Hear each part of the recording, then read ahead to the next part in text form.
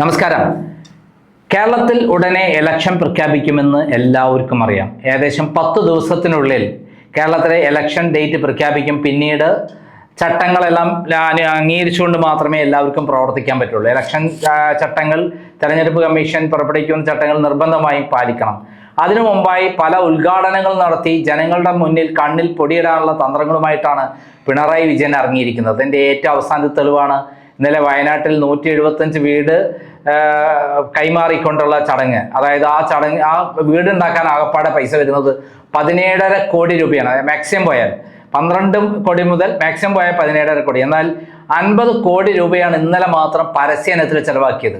കേരളത്തിൽ മാത്രമല്ല, കേരളത്തിന് പുറത്തും കർണാടകയിലും ഡൽഹിയിലും തുടങ്ങി വിവിധ സ്റ്റേറ്റുകളിൽ കേരളത്തിൻ്റെ പരസ്യം വലിയ തോതിൽ നൽകുകയുണ്ടായി. അതിനർത്ഥം ഇങ്ങനെയുള്ള ചടങ്ങുകൾ ഉണ്ടാക്കി മാക്സിമം പബ്ലിസിറ്റി ഉണ്ടാക്കുക എന്നുള്ളതാണ്. 3 വർഷമായി ഈ മുണ്ടക്കൈ ദുരന്തമുണ്ടായിട്ട് ഇന്നേ വരെ ആ വീടുണ്ടാക്കി കൊടുക്കാൻ പിണറായി വിജയന് കഴിഞ്ഞില്ല.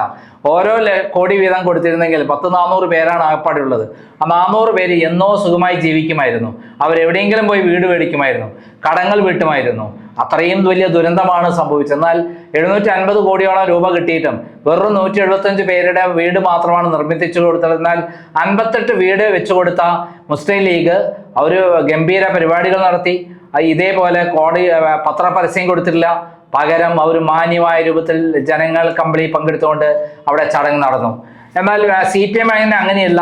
അവർ ഇങ്ങനെ ഏതെങ്കിലും ഒരു കാര്യം ഗവൺമെന്റ് പൈസ പിരിച്ചുണ്ടാക്കിയതിൽ കുറേ മോഷ്ടിക്കും, കുറേ ഇങ്ങനെ വീടുണ്ടാക്കും, കുറേ വീടുണ്ടാക്കി അത് വലിയ പരസ്യം ചെയ്യും.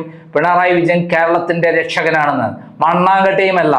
400ഓളം പേർക്ക് ഇതുവരെ വീട് വെച്ചു കൊടുക്കേണ്ടത് 175 പേർക്ക് മാത്രമാണ് വീട് വെച്ചു കൊടുത്തിരിക്കുന്നത്. അതായത് 6 മാസം കൊണ്ട് പൂർത്തീകരിക്കേണ്ട ഒരു പദ്ധതിയാണ്. പണമുണ്ടായിട്ടും പാവങ്ങളെ ഇത്രയധികം ബുദ്ധിമുട്ടിച്ചത്.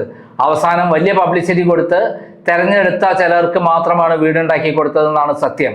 ആ വീടുകളെല്ലാം തന്നെ ഏത് സമയത്തും പൊട്ടിപ്പൊളിഞ്ഞ് വിടാമെന്നുള്ളത് കൂടിയാണ് ചില വിദഗ്ധന്മാർ പറഞ്ഞിട്ടുള്ളത്. ഞാൻ അതിലേക്കല്ല പോണത്. ഞാൻ പോകുന്നത് എറണാകുളത്തേക്കാണ്.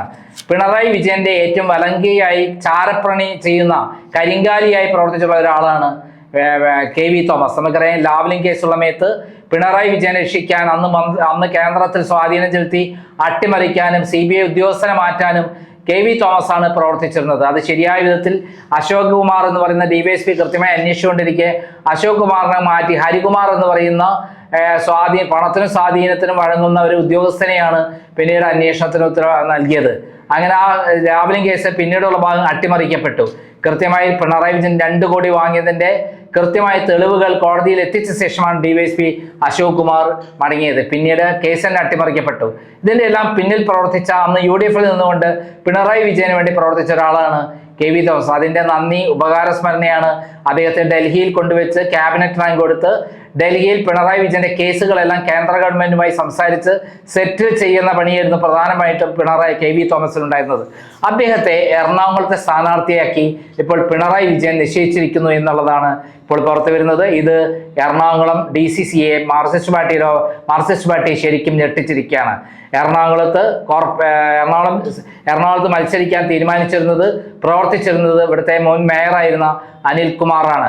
അനിൽകുമാർ അതിന്റെ പ്രവർത്തനങ്ങളെല്ലാം നടത്തിക്കൊണ്ടിരിക്കുമ്പോഴാണ് ഇപ്പോൾ അദ്ദേഹത്തെ വെട്ടിമാറ്റിക്കൊണ്ട് KV തോമസിനെ അവിടെ സ്ഥാനാർത്ഥിയാക്കാൻ തീരുമാനിച്ചിരിക്കുന്നത്. ഇവിടുത്തെ എറണാകുളത്ത് CPMകാർക്ക് തീരെ ഇഷ്ടമില്ലാത്ത, ഒരു തരത്തിലും അംഗീകാരമില്ലാത്ത ഒരാളാണ് KV തോമസ്. മുകളിലുള്ള ബന്ധങ്ങൾ ഉപയോഗിച്ച്, പിണറായി വിജയനായുള്ള ബന്ധങ്ങൾ ഉപയോഗിച്ച് അങ്ങനെയാണ് അദ്ദേഹം CPMൽ എത്തിയത്. എന്നിട്ട് CPMന്റെ ക്യാബിനറ്റ് റാങ്കോടുകൂടി എല്ലാ സുഖ സൗകര്യങ്ങളോടും ഡൽഹിയിൽ അദ്ദേഹം പിണറായി വിജയന് ദാസ്യപ്പണി ചെയ്തു എന്നുള്ളതാണ് സത്യം.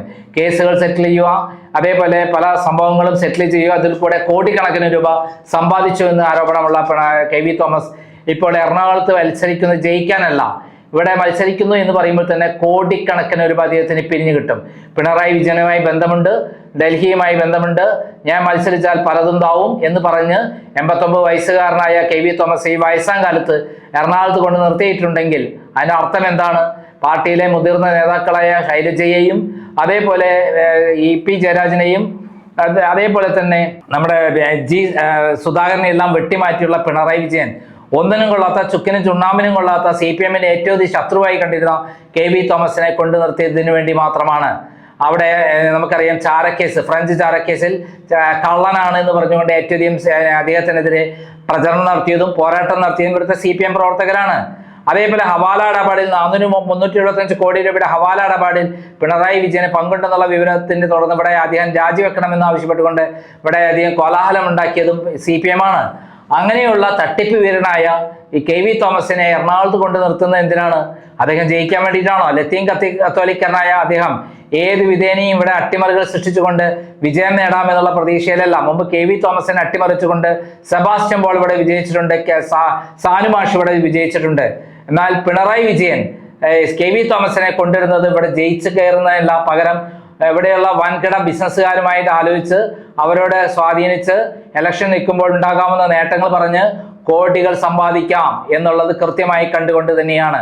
KV തോമസ് തോറ്റാലും ജയിച്ചാലും പിണറായി വിജയൻ വരികയാണെങ്കിൽ വീണ്ടും അദ്ദേഹത്തിന് എല്ലാ സുഖ സൗകര്യങ്ങളും കിട്ടും.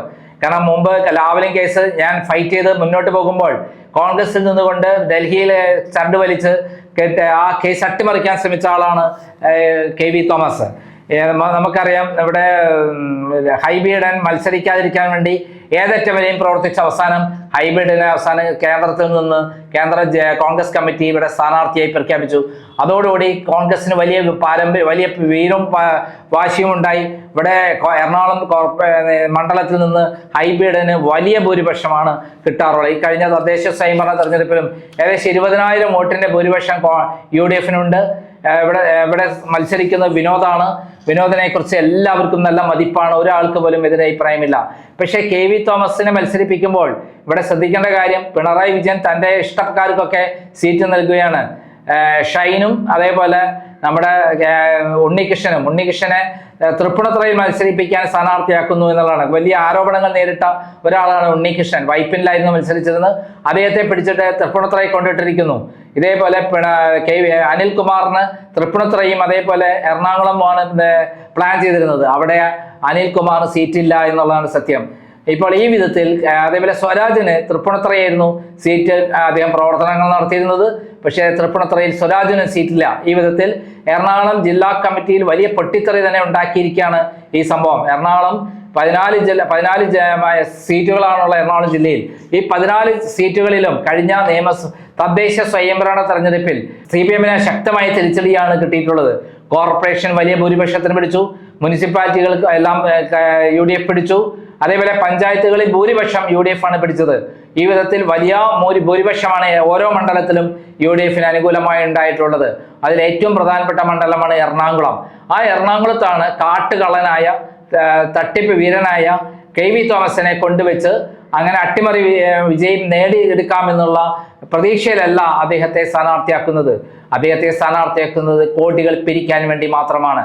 അദ്ദേഹം സ്ഥാനാർത്ഥിയാണെന്നും അദ്ദേഹം പ്രവർത്തിക്കാൻ പോകുന്നു എന്നും അദ്ദേഹം ഇപ്പോൾ പള്ളികളിൽ കയറി ഇറങ്ങിക്കൊണ്ടിരിക്കുകയാണെന്നും പല പള്ളികളിലും ബിഷപ്പുമാരെയും കണ്ടുകൊണ്ടിരിക്കുകയാണെന്നും സഹായാഭ്യർത്ഥന നേടിക്കൊണ്ടിരിക്കുകയാണെന്നുള്ള വിവരങ്ങൾ പുറത്തു വരികയാണ്. ഇവിടുത്തെ CPM പ്രവർത്തകർ പോലും ഈ കാര്യം അറിഞ്ഞിട്ടില്ല. എന്നാൽ ഇവിടുത്തെ പല പ്രമുഖരായ ബിസിനസ്സുകാരെയും അദ്ദേഹം അറിയിച്ചു കഴിഞ്ഞു. അതുവഴി കോടികൾ അവർക്ക് പ്രവർത്തിക്കാൻ ക്യാഷ് വേണം എന്ന് പറഞ്ഞു കഴിഞ്ഞു. അതിനുള്ള പ്രവർത്തനത്തിലാണ് KV തോമസ് ഇപ്പോൾ നടക്കുന്നത്. ഡൽഹിയിൽ ക്യാബിനറ്റ് റാങ്ക് കൊടുത്ത് കേരളത്തിൽ CPM-ന്റെ സമുന്നതരായ നേതാക്കന്മാരുണ്ടായിട്ട് പോലും അവർക്കൊന്നും ഒരു അവസരം കൊടുക്കാതെ പിണറായി വിജയൻ ഡൽഹിയിൽ കൊണ്ടുവച്ചത് ലാവ്ലിൻ കേസ് അട്ടിമറിക്കാൻ, അതുപോലെ സ്വർണ്ണക്കള്ളക്കടത്ത് കേസ് അട്ടിമറിക്കാനും, അതേപോലെ തന്നെ മകളുടെ കേസ് അട്ടിമറിക്കാനും, അതേ CMRL ആയിട്ടുള്ള കേസ് അട്ടിമറിക്കാനും, അതേപോലെ തന്നെ ഡോളർ കടത്ത് കേസ് അട്ടിമറിക്കാനും ഒക്കെയാണ്. 1, 2, 3, 4 കേസുകളല്ലല്ലോ പിണറായി വിജയന്റെ പേരിലുള്ളത്. എന്തായാലും KV തോമസ് എറണാകുളം സ്ഥാനാർത്ഥിയാണ്, അതായത് എറണാകുളം ജില്ലയിൽ എറണാകുളം മണ്ഡലത്തിലെ സ്ഥാനാർത്ഥിയാണെന്ന് ഏകദേശം സ്ഥിരീകരണം വന്നിരിക്കുകയാണ്. അത് തെറ്റായിരിക്കാൻ സാധ്യതയില്ല. കാരണം ഇത് പിണറായി വിജയൻ നേരിട്ട് നിയമിക്കുന്ന സീറ്റാണ്. ആ നിയമിക്കുന്ന സീറ്റിൽ ഇവിടെ അനിൽകുമാർ എന്ന് പറഞ്ഞ പ്രഗത്ഭനായ എറണാകുളം മുൻ മേയറെയാണ് സ്ഥാനാർത്ഥിയെ നേരത്തെ ജില്ലാ കമ്മിറ്റി കണ്ടിരുന്നത്, പ്രവർത്തിക്കാൻ നിർദ്ദേശം കൊടുത്തിരുന്നത്. അദ്ദേഹം എറണാകുളത്തും തൃപ്പൂണിത്തുറയും ഒരേപോലെ പ്രവർത്തിക്കുകയായിരുന്നു. എന്നാൽ അത് എറണാകുളം ജില്ലാ കമ്മിറ്റിക്ക് യാതൊരു വിലയുമില്ല. മുകളിൽ നിന്ന് പിണറായി വിജയൻ പറയും, ഇവിടെ എറണാകുളം ജില്ലാ കമ്മിറ്റി അംഗീകരിക്കും. ഇതാണ് ഇവിടുത്തെ സ്ഥിതി. നന്ദി, നമസ്കാരം.